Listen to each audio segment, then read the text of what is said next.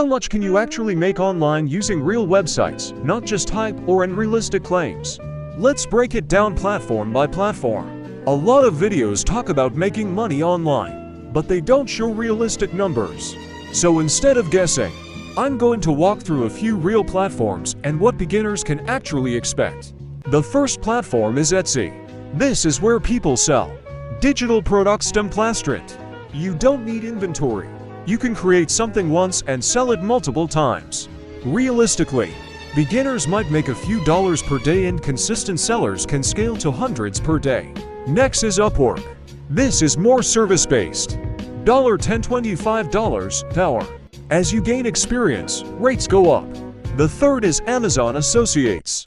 This is affiliate marketing. This works well with content creation, YouTube media. You won't make money instantly, but it builds over time. Here's the smart play. Use Upwork for active income, use Etsy for scalable products, Amazon for passive income. Now you have multiple streams. They all require consistent salary painting. If you want a step-by-step system using these platforms, I put everything into a free guide. It's linked in the description.